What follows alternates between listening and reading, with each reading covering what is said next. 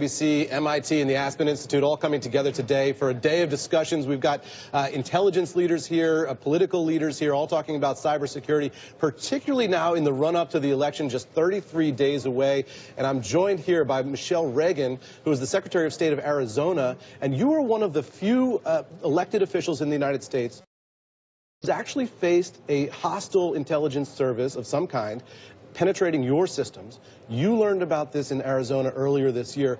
Tell me about the moment where you're going about your daily life and suddenly you realize, you know what, the Russians or somebody are trying to hack into your databases. It was, yeah, just a regular, typical day, getting ready to leave for work, and was taking my little dog outside before I locked him up for the day, and got a call from my chief of staff, and he asked me to sit down. And you know, that's never a good sign that something good's going to happen. Bad news definitely coming, right? So, and what did he tell you? He just said that we were contacted by the FBI, and the FBI, who monitors the dark web frequently, and they noticed on the dark web there was a credential that was for sale. That means a username and a password. And from your systems? It looked like it was from one of our systems that links to the voter registration database. And so really frightening, scary, considering we're in charge of almost 4 million people's personal information when it comes to that database. But and then they proceeded to say that, you know, as we dove into it a little more, that they thought it was a foreign entity, you know, someone coming from outside of our country and attacking And that's us. an important point in all of this, because there's been so much attribution. People are saying it's Vladimir Putin, it's the Russians who are trying to hack into the DNC, election systems around the country. Do you know who hacked into Arizona at this point, and can you tell us? Well, at first we didn't know, and it didn't really matter at that point whether it was two people sitting in you know, their dorm room, or whether it was a foreign entity. But we do know now that we were told that it was most likely Russian, and that they could trace it most likely back to there. But at that moment in time, most likely, correct. Okay. And you know, these guys were through several servers, as we know, and jump from IP address to IP address. And so, but at that moment in time, the most important thing was, what do we do with that database? How do we inspect it?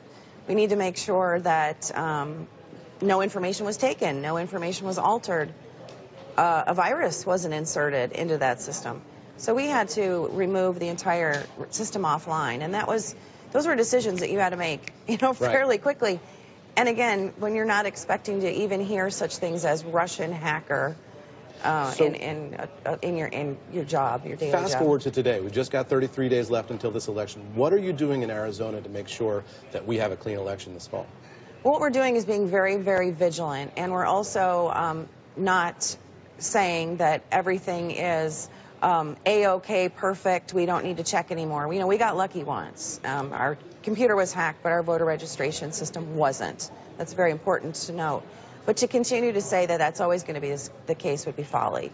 So what we're doing in Arizona is we're instituting such security protocols like multi-factor authentication, different ways to log into our systems, making sure that all users have new passwords, stronger passwords, that you can't enter things into the entry bars that perhaps are symbols, because we know that's how hackers enter in SQL injections into programs. So we are almost out of time here, but give me a quick yes or no answer on this. Are you confident that we will have a clean election in November?